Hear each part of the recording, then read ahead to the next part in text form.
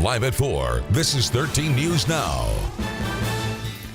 Matthews High School students are home early this afternoon after a possible threat caused chaos on the Middle Peninsula. Good evening, I'm Janet Roach. And I'm Regina Mobley. Thanks for joining us. 13 News Now reporter Jacqueline Lee is live in Matthews County. And Jacqueline, students and staff were rushed from the school earlier today.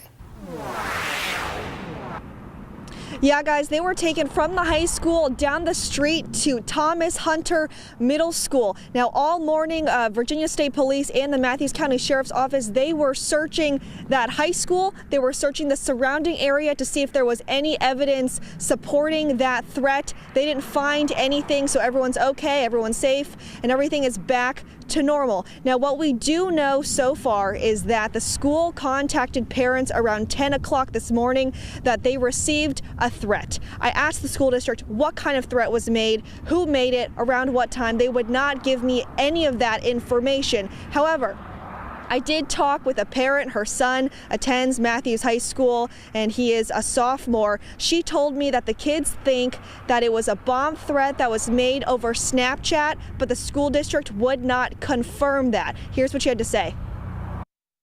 Everything runs through your mind. You know, this day and age, you never know what's going to happen. There's evil everywhere, and you just have to trust your administrators. And I did ask the school district if they were going to be pressing any charges. They said at this point in time they are not sure. Live in Matthews County, Jacqueline Lee, 13 News Now. Well, it's hard to believe January is almost over. We saw plenty of snow this month, including a little this morning. And you're looking at video taken by one of our producers on Tidewater Drive near Virginia Beach Boulevard in Norfolk. And Evan, the snow showers, they've let up. But what can we expect tonight? Well, now we're looking at some pretty cold temperatures down into the 20s. And if you were out earlier today or out during the snow, it did accumulate on some grass and mulch, tops of cars and decks. Really didn't amount to much. And it didn't last long, as you can see, even out along the Virginia Beach oceanfront, one of the last areas to see that snow exit. And we're not even seeing anything on the ground or the sand now. And temperatures have come up from where they were earlier today when it was snowing. We were down into the low 30s. Now we're in the upper 30s, in some spots even over that. 43 degrees right now in Williamsburg and 42 in Eden. But as the skies continue to clear, those temperatures will be dropping and quite significantly later tonight. So take a look back on the radar first right now. Maybe a couple of isolated snowflakes down towards Knott's Island, and you can see with the updated sweep coming around, that's pretty much gone. Could be an isolated flurry and a spot or two early this evening, but again, the bulk of the moisture, the bulk of the snow has pushed off the coastline, and skies will continue to clear tonight. And we'll look for those readings that continue to drop as well, starting off around 5 o'clock, around 36 degrees by 11 into the 20s, and we're looking at low 20s in many of our inland spots. Could even be a few upper teens. So a cold night tonight and a chilly day tomorrow, but a big warm up by Thursday, and then we might do this all over again on Friday. Details on that coming up in a few minutes. All right, thanks, Evan. Right now, there are efforts to bring you better transportation options during major snow events in our area. Hampton Roads Transit is studying ways to implement new snow routes. 13 News Now reporter Stephen Graves is live in Norfolk tonight. Yeah, Regina, you know, after our recent blizzard here, HRT says some people didn't even know that they had designated snow routes with the snowflakes you see here. So that's an issue. Another one is the distance between these snow stops, and that's what HRT is looking to address. Jesse Smith is like so many others around Hampton Roads. He depends on public transit to get him to his job. A recent blizzard made it harder than ever. Because of the time frame, and you know, I just went on and just stayed in. He's referring to the time on the snow routes for Hampton Roads Transit. The routes don't work as well as he'd like them to. A lot of people didn't even know about the snow routes. And HRT Representative Tom Holden says he finds concern in that. There are talks right now to make this easier and more digestible for riders. During a snow event, they'll show up at their regular stop and the bus won't be there. They'll just be standing there. They'll be standing there. Holden explained that the routes are part of a skeletal system that connects cities but pick up in a longer time frame. They're put into effect when 6 or more inches of snow are predicted in the forecast. They're active only when roads allow, though, which is another challenge. HRT does not have snow plow equipment. HRT does not plow sidewalks. But like Smith said, even with the snowflake symbol here, most people don't even know the routes exist. So now Holden and his team plan to study the maps, beginning thoughts, possibly putting snow stops on the busiest traveled routes to cut down on confusion. I think something that is closer to what customers are used to now, perhaps with less frequency, but at least something that's basic for a snow event so they can get around.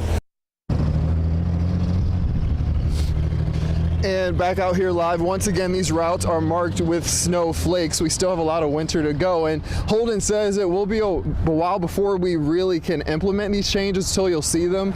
But how long will it take until you actually see these being implemented? I'll explain more about that coming up at about 5:15 here on 13 News Now. Reporting live in Norfolk, I'm Stephen Graves, 13 News Now. New information in a disturbing case out of Hampton. Vernon Silver entered an Alford plea on animal cruelty charges today. 21 dead dogs were found on his property back in March. The plea means he isn't admitting guilt but realizes there is enough evidence to convict him. One of the officers who found the dogs told prosecutors 4 of them were so badly decomposed she described them as mush. Silver will learn his fate on March 22nd. A Virginia Tech student is in jail tonight after rumors of a threat to campus. 19-year-old Young Sung Zhao is charged with possessing firearms. Police said they heard a rumor yesterday morning that someone on campus was stockpiling weapons and that students should avoid large lecture classes. A little while later, they found and arrested Zhao. Newport News police promised to increase patrols after a teenager was shot while waiting for the school bus.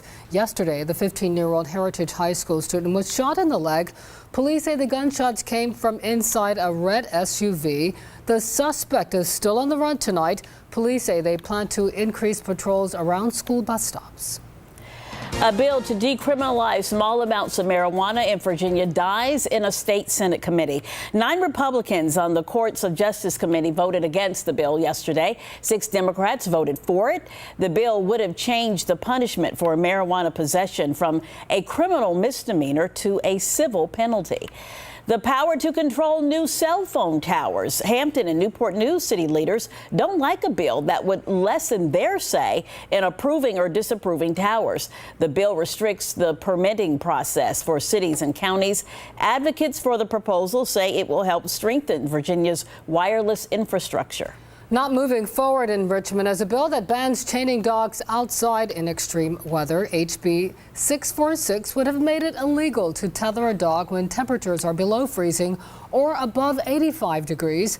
Activists say they will now focus on a similar bill that has yet to be heard in the Senate. That measure would also prohibit dogs from being tied outside in extreme conditions.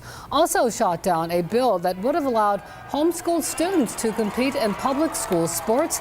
It is known as the Tebow bill. A vote in a Republican-led education committee came to a tie, meaning the bill will not move forward.